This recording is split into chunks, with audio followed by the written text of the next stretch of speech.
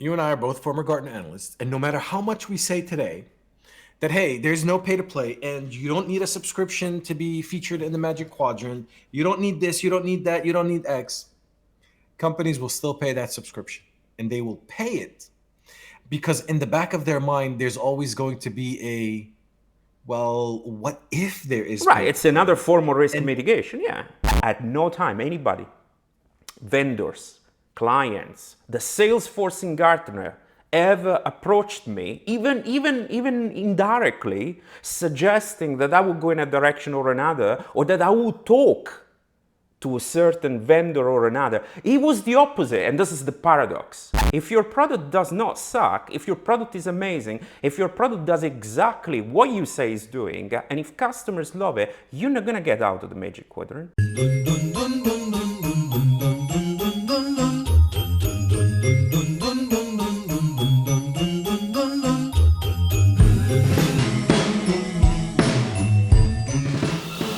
Congratulations!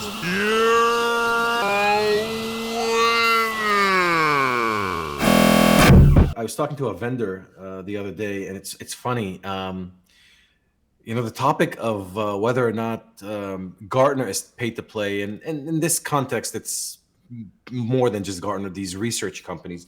But they knew I was a former Gartner analyst, so they brought up the idea of pay to play. And it's funny because I had done a video on YouTube on whether Gartner is pay to play, and I'm curious to hear your experience on this. But my experience as Gartner is it was definitely Sorry to not interrupt paid. you. How far ago did you do that video?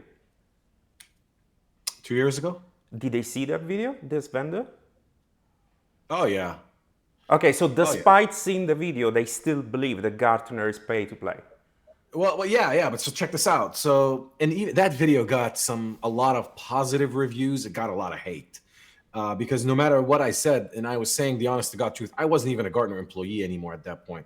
I was just stating my experience at Gartner's. Hey, there's nothing that I saw at Gartner uh, that would be pay to play. Actually, it was frowned upon. The processes that were there, everything that was in place very much discouraged it. But I'm still talking to this vendor, and it's funny. We're talking, and the topic came up. Their Gartner renewal. I mean, a lot of things came up, and I'm like, well, how much are you getting in terms of value from Gartner? And they started talking about the value of the Magic Quadrant and stuff like that. And I'm like, well, there you go. But it also dawned on me an area, an aspect, an angle that I had not considered, and this is what I want to pick your brain on. Well, first, before I go there, do you agree with me that your experience at Gartner, there was nothing there that could be considered pay to play? Would you agree with that broad statement? I've been in Gartner for 3 years and a half, over 10 years ago, more than 10 years ago. So what I'm about to tell you refers to that period, the only period that I have an experience with, right? Sure. So when I was there and I started working there were some customers that wanted to have phone inquiries that were covering a little bit of the strategic side and a little bit of the technical side. And I was working in the technical division of Gartner. I don't know if he exists anymore. That is called Gartner for Technical Professionals. GTP, yeah. GTP, yeah. And so when there were this kind of situations, I was paired with somebody from the more strategic Gartner for business leaders, who was called at that time, analysts from there. And the analysts from there that were covering my same area, which was cloud infrastructure, cloud management, more than anything else, and automation, they were very, very senior people that have been in the company for a very long time. And so we would get together on a video call before talking to the customer, like we're doing right now, and we would have the chance to talk a little bit. And I learned so much about this notion of, is it Gartner for sale, is it pay to play, and all these things. And no time ever these people told me, or I experienced personally, a situation where there was a pay to play that was obvious, that was evident. Nobody ever came to me while I was doing research. And I was doing some of the research that was the most read because it was the early beginning of cloud computing. Everybody wanted to know how to manage multiple clouds and all these things. No, at no time, anybody vendors, clients, the sales force in Gartner ever approached me, even indirectly, suggesting that I would go in a direction or another, or that I would talk to a certain vendor or another. It was the opposite, and this is the paradox. Most of the analysts that were there at that time were so fed up with being bombarded by the vendors that wanted to do the briefings to tell them how amazing they were, that they did not want to have vendor briefings. But I just started, and I need to have more information than anybody else because I was doing the technical research. So Bring them, right? I was proactively, I was hunting these vendors down and say, I want to talk to you. When do you have the time? They could not believe it. They could not believe it that I was looking for them. And so, You found the sucker. well, not quite, not quite. We will get into that, not quite. But the point is that it was me pressuring them to give me information and so increase the visibility towards the analyst, that was me, rather than them having to do convolutions or acrobatics to get my attention and then indirectly getting to play. Never, has never happened before. So I'm going to take this further. Like, vendors have tried to play the card of pay to play. And this is why I think I refuse the notion that Gartner is pay to play. I don't know if you've experienced this, but I worked a lot on the criteria and the scorecards. They used to be called the in-depth assessments for Yeah. a while. Now, what we did as part of the process is, you wrote the document, right? You took it through peer review, and then you had to send it to a vendor review. And the Right. vendors would usually fight you on every criteria, trying to elevate their score as much as possible. And more often than not, and this has happened with every provider pretty much, so there isn't anyone in particular, you come to a kind of an impasse where you kind of disagree. And certain vendors, when you got to that point of, hey, we're not going to agree on this, I'm still going to publish it the way I see it, what they will do is they'll go around you to the ombudsman's office and they will file A complaint, yeah. escalation, a Yeah, yeah, complaint, yeah, yeah, right? yeah. It never What happened that to me. would do, yeah, and what that would do is that would pause the publication until the escalation is resolved. Yeah. And often what these vendors would do is they would try to say, hey, we're paying X amount. If you guys publish this report, we will withdraw, the spend that we have with you. Yeah.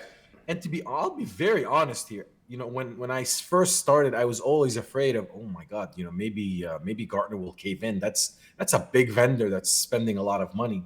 But this has happened to me 2 or 3 times during my tenure there. I was there for like 7 years, and Gartner would stand their ground and tell the vendor, hey, even if you withdraw, we're still going to publish this report. This report's moving forward after they've done due diligence and homework and ensured that, hey, there's no bias and it's accurate. Another analyst would review, et cetera, et cetera. But that was always a proud moment for me in terms of, hey, they really stood their ground.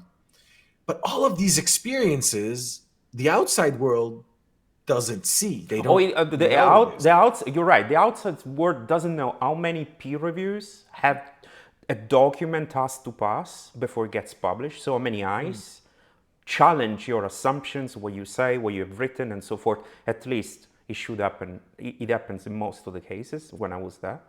And they don't know a lot of other behind the scenes situations. So personally, it never happened to me.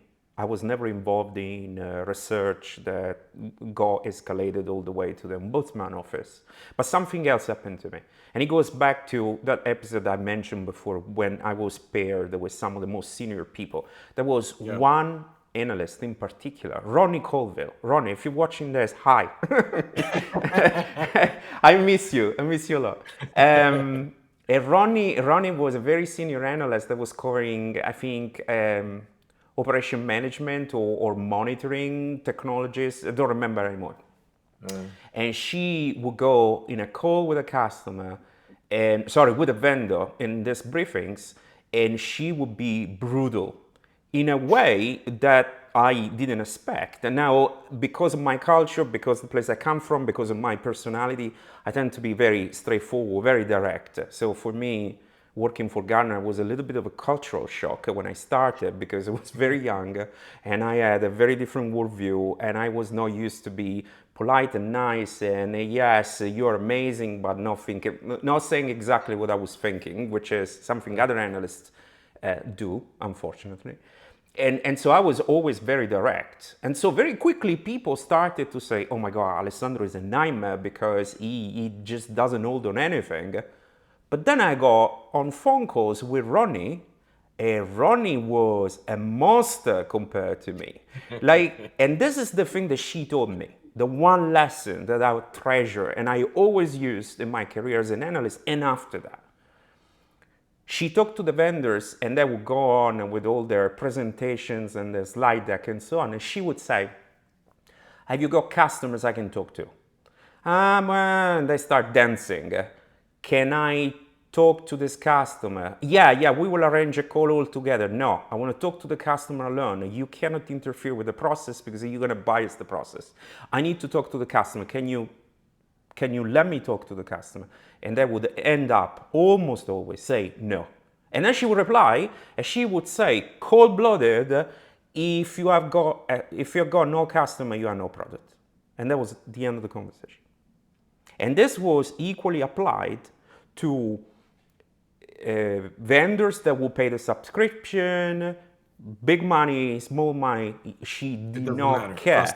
She didn't care. Either you have real world adoption or you have nothing. You are just a promise of something, which is fantastic, but don't come here and tell me how great your product is and how you're conquering the world. A reality distortion field. The ultimate reality distortion field. So that's the one lesson. Now, why I'm telling the story, because if there would be a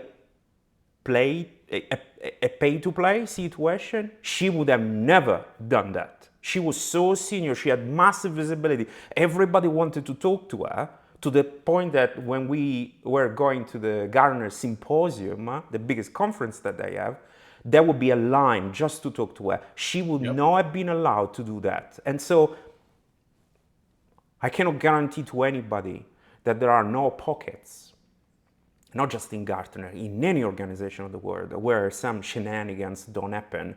But under my watch, or to me directly, it has never, ever happened. Now, let's be honest though, right? So we all have biases. I don't believe in anyone that says, oh, I have no bias. I don't believe that. I don't believe that in politics. I don't believe that in any topic. I think we all have some biases, right? We like some things more here versus the other. Maybe we lean here, but in our work, we do our best to keep these biases under control, and that's where peer review comes into play, because peer review will highlight them. And very, very many times when I've done peer review and mandatory review, I've left comments to the analyst that, hey, the way you've written this feels like you're advocating this vendor more than that, and they've taken the feedback and they've adjusted. So I say this because I want to take you to kind of where the second part of the conversation happened with my friend that we were talking to. So we were talking. I'm like, well, if then Gartner's this expensive, why do you keep renewing? Why don't you negotiate down? And apparently they did an internal study that showed the value of the Magic Quadrant to them. And I don't know what kind of dollar amount they associated with it. But what ended up happening is what they learned from their customers is if they're looking for a solution, and this, a particular vendor is not in the Magic Quadrant, or at least in the top right or lower right of the quadrant, then it's not even a consideration. So that got me thinking, and this is kind of where the conversation went, because they are going to end up, renewing whatever subscription they have with them. But that got me thinking. Although Gartner isn't really pay to play, we've never experienced any of it. I don't know anyone at Gartner that has experienced it. I wonder if there's a sort of psychological, unofficial, unspoken pay to play, right? If a vendor is not in the Magic Quadrant, they are not going to be selected by customers. Now, I have to open a parenthesis here. There is no requirement for any vendor to have a subscription with Gartner. They don't have to pay to be part of the Magic Quadrant or any research. You know, Gartner had published a lot of research, oftentimes, about vendors, where the vendor would send us an email, say, don't publish this about me. It didn't matter. They didn't have to be a customer, they didn't have to pay nothing. We would publish the research, but I digress. So the idea here is, if you're not in the Magic Quadrant, you are not being considered by your vendors. In your mind, and even though you don't have to pay to be in the Magic Quadrant, but in your mind, do you feel like that's an unspoken reality of, hey, you still want to be able to talk to the analyst, you still want to be able to influence them as much as possible, you want to give them the information, so yes, I'll sign up to this subscription and do my best, so to speak. And Wait, Gartner kind of knows that, even though it's not spoken, and that becomes the pay to play. Is that a far reach? Do you know what I'm saying? yeah, I know what you're saying, and what you're describing is simply leverage. That's the same leverage that any other brand has when they It's fair. reach a wide audience. The New York Times has a leverage, so people would do anything in the world to be mentioned by the New York Times or the Wall Street Journal. That's not different. So to have an interview with Financial Times here in the UK, for example, and worldwide, really. What's the difference with that? Gartner got smart enough and successful enough to get a wide audience, and the outcome of that is that the Magic Quadrant, or even the hype side, well, the Magic Quadrant in this particular case, becomes a risk mitigation strategy. What you described is risk mitigation. A company that appears in the Magic Quadrant and at the top of the quadrant, and other companies that want to go in the same direction, that just go where is the top right, and that is a mitigation of the risk. They are betting on the best. They're betting on the best. What Gartner says is the best, right? So, go on. But so I have to interrupt you. But the fear of these vendors is, if they don't renew, I'm getting there. I'm getting there. somehow. I'm getting there. I'm getting there. Okay, I'm getting okay, there. go. All right. Keep going. So the people that consume the research are people that are trying to mitigate their risk. And they say, first, I don't have the time to go and do all the research that is associated with finding the best for me. So that's why I'm paying Gartner. I'm relying on them, be my proxy, and hopefully advocating for me on my behalf to get the best possible solution. So once they put at the very top of the Magic Quadrant a solution, I can trust it, and I go. And I know that, it's a take-off risk, because if Gartner says so, it's Gartner responsible. It's not really mine. I didn't make the choice. So number one. Number two, the vendors that are in there, the vendors that pay the subscription should pay the subscription, and certainly they pay the subscription to have a higher chance, perceived or real, to be put in front of the analyst. They believe that as you said, but they believe that paying the customer, but he never, or at least he didn't work with me and with other people I was working with in my team, he never influenced our decision. As I said before, I was the one proactively going for vendors, and as you said 1 minute ago, I was going for people that were completely unknown, never heard, tiny microscopic companies that I believe had amazing solutions that nobody was paying attention to, that were revolutionary and had a shot much more than the big guys, and I would proactively go for them, and they could not believe it. But never happened that one of them said, do I have to sign up for the Gartner subscription? Never. There was never a conversation. And in fact, those vendors I was proactively contacting never subscribed. Nobody. So here's the interesting part. You and I are both former Gartner analysts, and no matter how much we say today that, hey, there's no pay to play, and you don't need a subscription to be featured in the Magic Quadrant, you don't need this, you don't need that, you don't need X, companies will still pay that subscription. And they will pay it because in the back of their mind, there's always going to be a, well, what if there is right? It's another form of risk and, mitigation. Yeah. Right. What if I don't pay, Yeah. that my dot placement is going to go down? Yeah, of course. So although Gartner doesn't do anything, I don't think it minds that it has this much leverage over a customer that feels compelled to renew a subscription because they perceive, in this case, in our opinion, falsely, that there is a need to have a subscription in order to get a better placement. It's kind of a beautiful business model, if you ask me. But what should Gartner do exactly? They should go Well, out and proactively advocating vendors to not subscribe. Oh, guys, do not subscribe do because not it's not subscribe, necessary. right? It makes no sense. It's fair. The reality is that there are a lot of vendors out there. And again, this thing I will repeat ad nauseum. When we talk about a vendor, we're talking about a company. But when we talk about a company, we don't talk about an abstract entity up in the sky. We talk about people. A company is a collection of people. So this always boils down to one individual, or two individuals, or three individuals, no more than that, that have come with a certain worldview, justified, unjustified. They are aware of something that they cannot share because it will compromise the relationship with the analyst, or they simply believe that because they read it somewhere. It doesn't matter. But it's always a person that has come to that conclusion and keeps going with that conclusion, and maybe even spreads that conclusion inside throughout his company or company. And these people sometimes probably find it easier to blame Gartner rather than say, admit my products suck, and that's why if I don't renew, I fear that it will go out of the Magic Quadrant. If your product does not suck, if your product is amazing, if your product does exactly what you say is doing, and if customers love it, you're not gonna get out of the Magic Quadrant. You're not going to get out of the Magic Quadrant regardless, according to what we said so far. But you should not even fear that, because the market will reward. This is the other mechanic attached to this that lots of these vendors don't understand.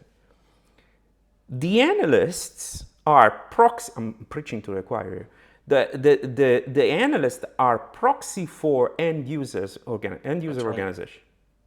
When an analyst gets interested in a vendor, unfortunately, in most cases, is because that analyst is being bombarded by mentions of a particular vendor during the phone calls with the customers. It's not because, like I used to do instead, proactively goes and does the research. Not at all. Most of the analysts don't do that. I've seen with my eyes. It's quite sad. Nonetheless, they don't go there. They hear in what they have an intuition about what direction to go depending on the kind of signal that they pick up in phone calls, and then they say, oh, okay, this is trending, maybe I should start looking in that direction. Again, unfortunate, but that's how it's happening. And so the vendor that is doing an amazing job with its product, that has a lot of customers loving that product, should not fear anything, because those customers are going to talk to the analyst directly or indirectly and say, this product is amazing. Why this product is not in the Magic Quadrant? Why did you rate it so little? We are using, we love it. This is what the reality of what's happening. And it's easier for a product manager to ignore all of this and say, oh, if I don't pay, I will drop off. That's what Yeah. I believe it happens sometimes. Another form of pay to play, and this didn't come from a vendor. Actually, this came from someone that engaged with me in around the time I published this video about the pay to play. And this will apply specifically to you. I think you're the perfect person to actually answer this. Um, this person made a claim that, hey, the way the play to play happens is because the analysts that join Gartner are always looking for what's after Gartner. So they always find a particular vendor that they plan to go work for after vendor, and they're very positive to that vendor. So that's the form of pay to play, in that you're influencing the analyst to the point where they kind of have an unofficial, unspoken, hey, come work for us after you become this big analyst. And no matter how much I said, I'm like, look, when I joined Gartner, for example, you're always looking for what's next. But I never thought of, hey, I'm going to go write nice things about Microsoft or about Amazon or Google or the providers I was covering just because I want a job with them afterwards. And hey, biggest proof, I'm 2.5 years, I think, outside of Gartner now. I'm not working for any vendor. So it's not true that everyone is always doing that. And I don't think it's fair that someone can anticipate and plan so far ahead. But you are someone that left Gartner, 3 and a half, 4 years after you were there, and went to a vendor. So when you were at Gartner, you wrote a lot about private cloud, a lot about cloud management. When the vendor you went to eventually, which had a private cloud, but at the time, I don't think Red Hat had anything. I don't think there was private cloud yet. Like there So was no OpenShift, was there? I don't remember. no, it was not. It was something else. I'll tell you in a second. So this is a really a key point, and that a myth that must be busted more than any other myth. So I'm going to say two things, two data points. Number one data point. Many, I don't want to say the majority because I didn't count, but many analysts, and I would not be surprised if it's the majority of the analysts that are in Gartner, stay in Gartner forever. Long time. Oh yeah. Forever. I mean, look What? at Daryl Plummer and Lydia Leong. I mean, I believe both of them are over. Daryl is definitely over 25 years. I think Lydia is definitely over 20, if I'm not mistaken. Right. So what? When I joined the company, again, I was quite young. I was surprised by many things and horrified by others.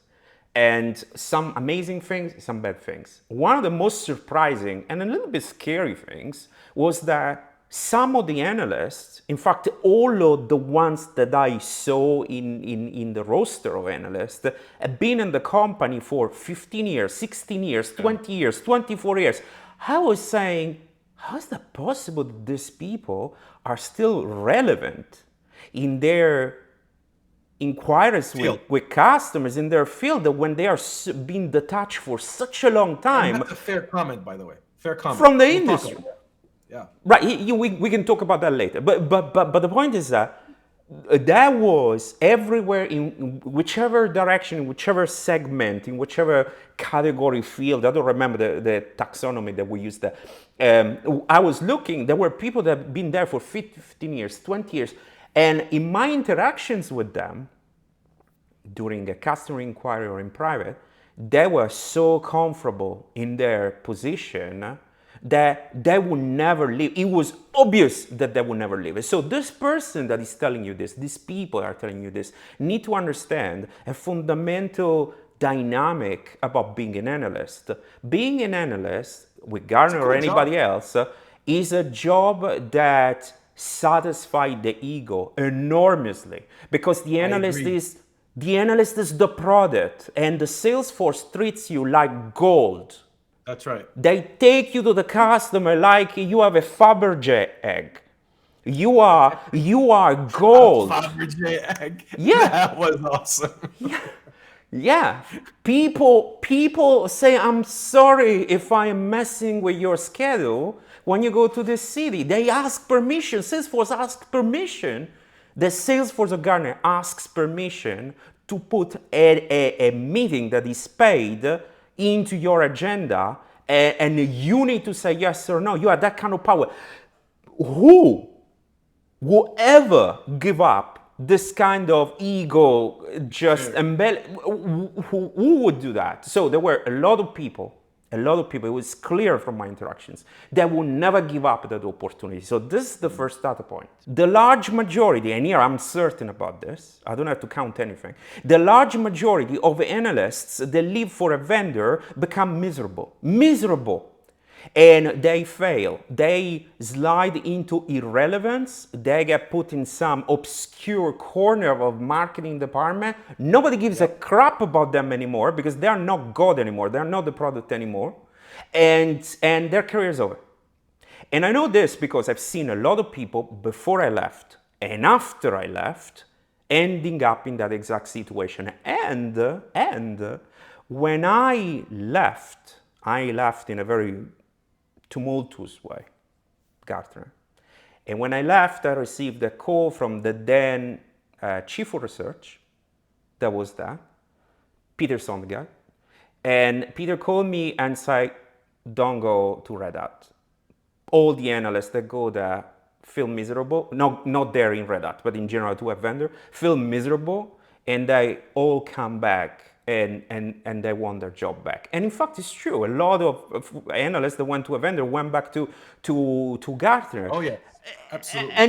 And so this thing about, oh, I'm crafting my opinion, I'm biasing my opinion so I can land the job, it's, if it's Bullshit. true for a minority of I people. agree. What is true is this. What is true is this. A vendor will pay you enormously more than Gartner. And so or at least it was the case back then. It And still is. And so, if an analyst is in financial uncertainty or has an ambition to improve his financial situation, that analyst might do what is in his or her best interest. But again, the large majority of them do absolutely not do that. I've never seen somebody clearly, obviously biasing their perspective to land a job. Now, there was, and I've finished, there was one case of somebody, I'm not gonna say who, that was genuinely loving a vendor. Like this analyst Oh, had a yeah, it happens. love for this vendor, had a love for this vendor, would do anything for this vendor. And so left Gartner and ended up joining that vendor, but it was not because there was a master plan, an intention. It's just loved that vendor, loved everything, loved that technology, loved the culture, he loved everything. And so it was a match made to heaven. And I don't think there is anything wrong in that if it's one in a 700 analyst It research happens. body. Yeah. Yeah, it happens. The funny part when me and this person were talking, he mentioned you, he mentioned Chris Wolf, and it's funny. Both you and Chris, both of you guys are friends, but both of you left for roles that were not necessarily, to your earlier point, were not necessarily marketing roles, right? I mean, there's always marketing and sales. I believe no matter what you're doing in life, you're in sales. I don't believe humanity has any other career other than sales. That's just my opinion. But in your case, it, tell us what you did at Red Hat after you left Gartner. What was your role? Right. So my role was I would say formally and informally, even if it was not perceived in that way externally, was in marketing. I was leading for a short period of time at the beginning of that 10 years experience. I was leading a newly formed office called the Open Hybrid Cloud Office, and I had Okay. a team reporting to me, and the job was to advocate and evangelize and formalize what this open hybrid cloud was in the mind of Red Hat.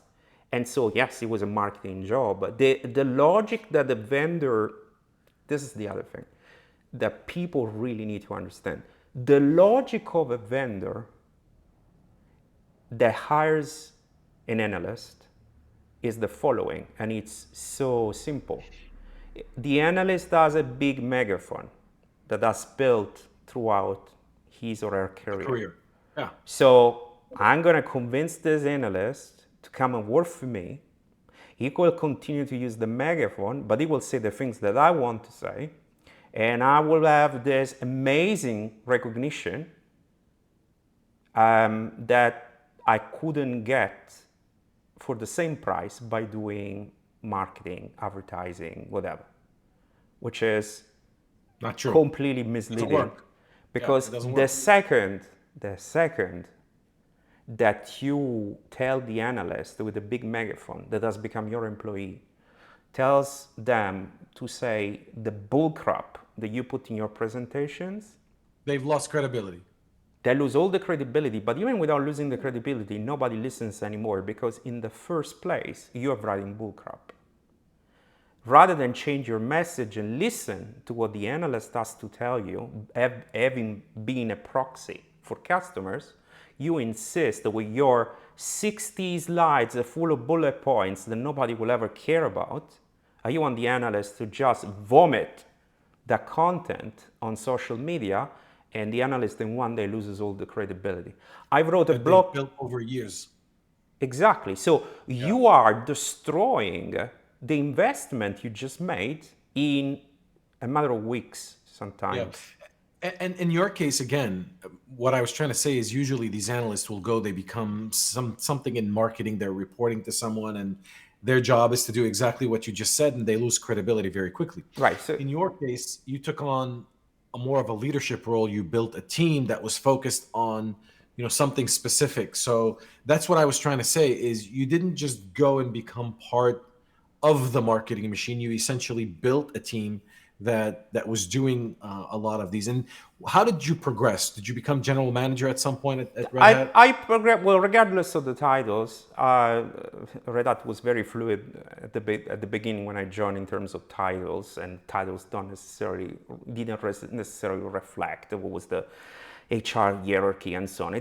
Title doesn't matter. What matters is that I was responsible for the long-term strategy for the products in the then business unit that was dedicated to management automation. Then the business unit evolved. We shared a lot of products to IBM after the IBM merger, and I was just in this view became the view of Ansible, so exclusively about automation. And so my job was to look at competition, to understand where we were going in terms of industry, how customers would consume this or that product, and automation in general, what we can do to counter incoming competition, what we should do in terms of product feature, all this stuff that were very long term. And in that role, as you certainly remember, I spearheaded the first ever AI project for Red Hat, when Red Hat didn't know anything about, was not really thinking about artificial intelligence at all. And then Chris went and took, he took a big role at VMware. Right.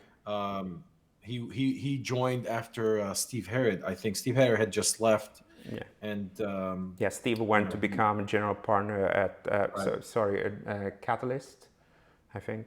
Right. It was a VC firm, no? Yeah, I think it was yeah, a VC Catalyst. Yeah. No. Anyway, so that was another myth that I just wanted to highlight is, hey, no one joins a company and builds a career just so that they can go work for a vendor. I mean, it was some of these ludicrous. Now, all of this being said, there are analyst firms, there are research companies that will take money to publish a research note. Absolutely. And I don't know if I can fault them. I don't know if that's unethical because they're not hiding it. They're not denying it. It's not like it's a different business model. Hey, yeah. It's a business model. Hey, you want me to write about this? Sure. I need to dedicate resources. I need to do research. I need to write. Yeah. And is their opinion skewed? Probably to a large degree. But it is what it is. Again, they're being honest. You can choose to consume that, or you can choose not to consume it. The problem is that the market doesn't understand fully the difference between these two positions, and part of the fault, if there is any fault whatsoever, is on Gartner, because Gartner doesn't do anything, or better, they don't do enough to clarify this distinction. So one of the biggest controversial topic that everybody was talking about when I was an analyst was that, I don't know if they still do this, but basically is that we would publish behind a paywall all the research, okay? But in some cases, a vendor would be allowed to unlock the paywall for their customers, and they would receive a special URL. And so he would use that URL and publish the URL on their website. And so their audience could go and consume the research, read the research without any paywall, nothing. So they would absorb somehow the cost of the subscription for that specific research. This was enough to generate a storm and create confusion. Why?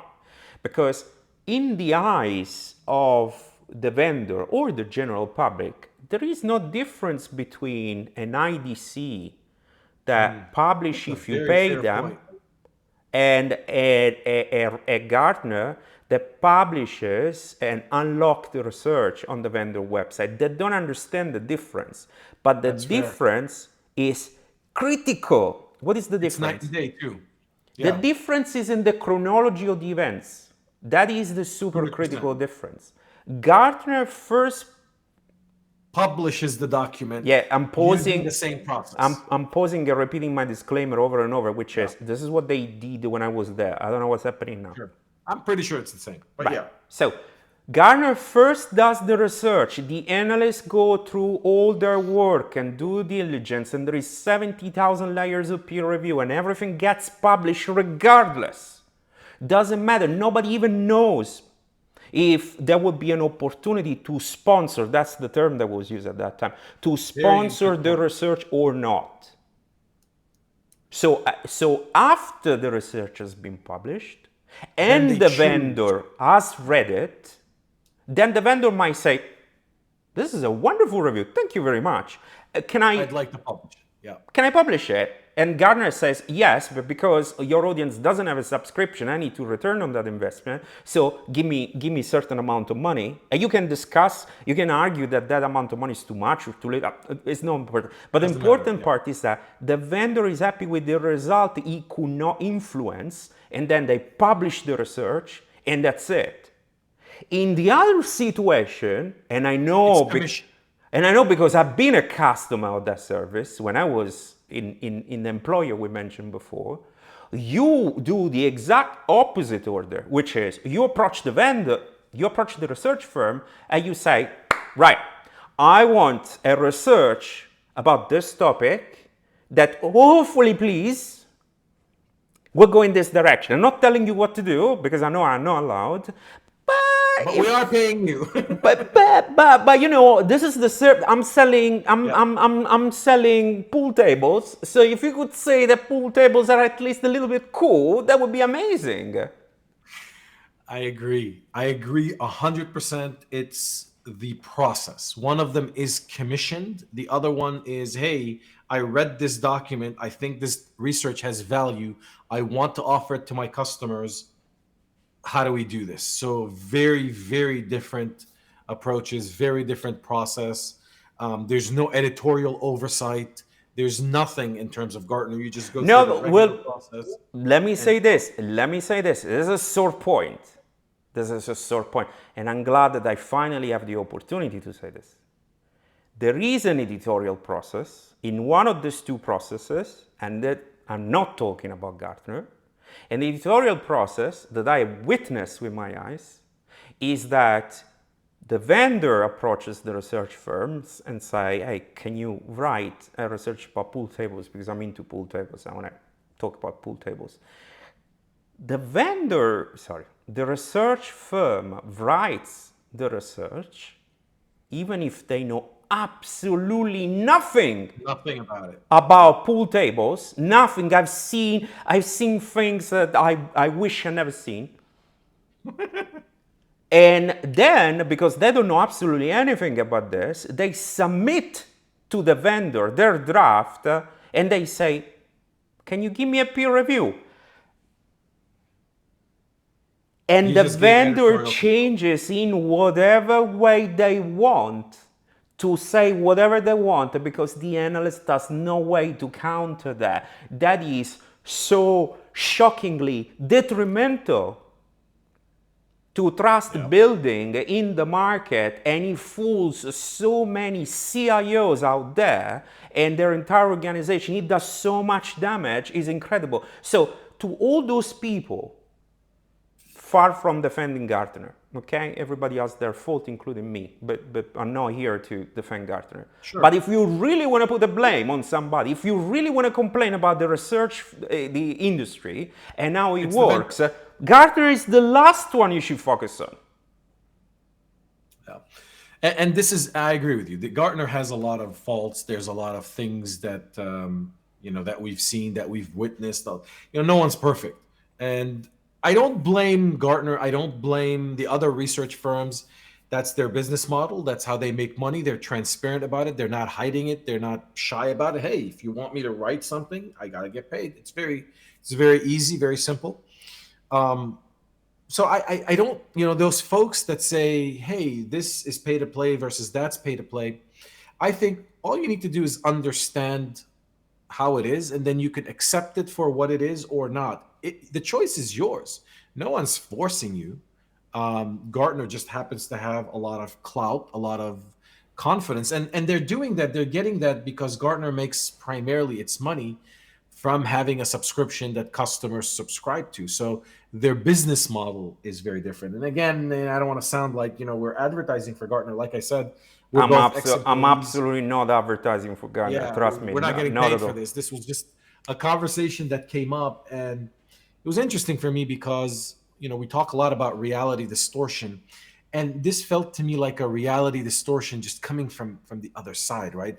There's a distortion here that the vendor or that the company didn't really intend for it to happen, but it's there. I believe, I agree. I believe that the thing that we said so far is information that is exceptionally hard to gather. Yep. If you are a PM, you're willing to put the effort to understand how this dynamic works. Finding, I know because I searched, finding this information that we just shared is really hard to do. You might have piecemeals here and there, talking to this and that, and everybody has an interpretation because most of the time they're no insiders or former insiders, and so you get a very distorted idea and partial idea. So I agree with you, but at the same time, even if you find somebody that genuinely want to understand how this works, you can't. You can't. It's just so opaque as a process, and the difference between these firms is so hard to grasp that the people are lost. And when people are lost, they believe whatever they believe.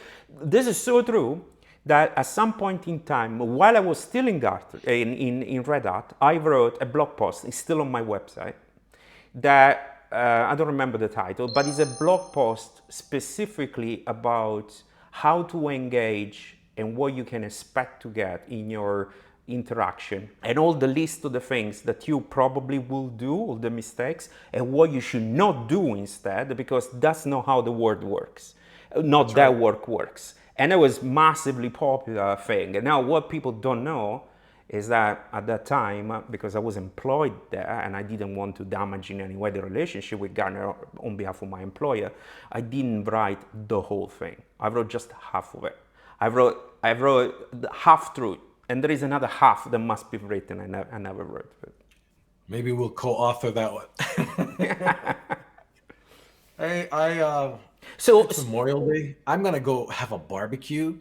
You're welcome to fly over the Atlantic and come join it me. sounds impractical, but with a little bit more upfront warning, I absolutely could do that. It's bank holiday here in London, so I'm supposed to celebrate too. It's almost 4, so I should go. But before we go, I want to ask you one question, given that we did all of this. Shoot, shoot. Why didn't you join a vendor, given that according to this person you talked to, is such a popular choice? Why didn't you go for a vendor like I did, like Chris did, like many others did?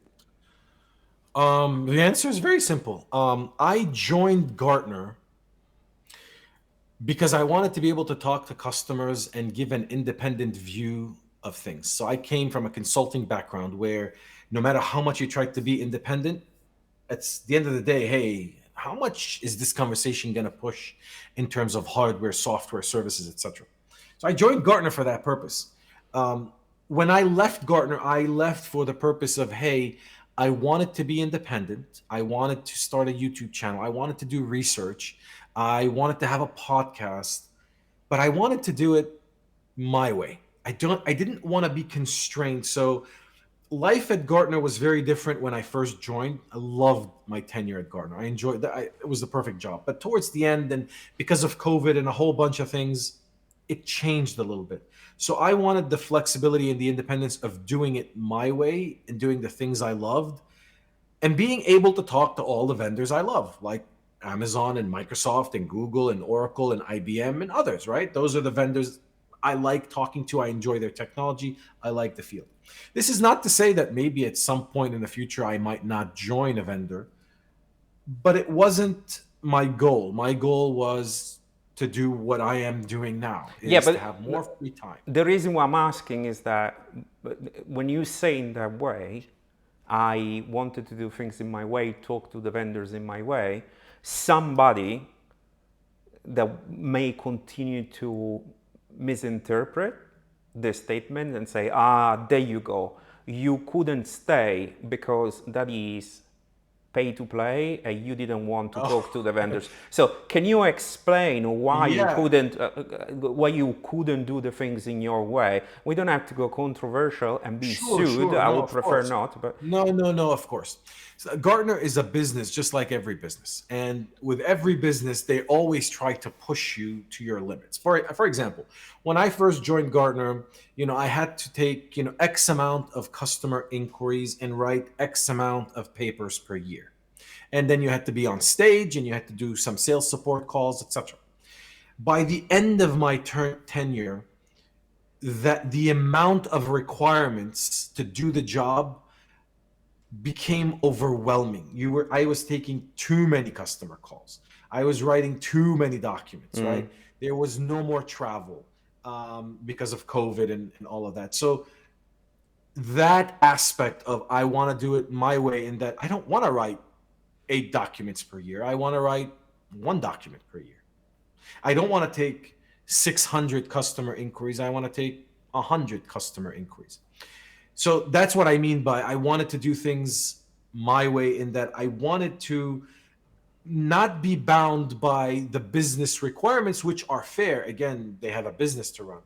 But I wanted to do it my way without having to report to someone on some of these things. That's what I meant by okay. my way. That clarifies That's hopefully. a good point. Thank you for that. People will not misinterpret this last thing. Okay? Yep. Cool. When are you going to come visit? You don't like Chicago? Yeah, it's just a little bit far, but we can do it. Let's get an Apple Vision Pro and Do it in the metaverse? and let's revisit the metaverse episode that I already got some comments. I got some comments in, and we need to talk about that more.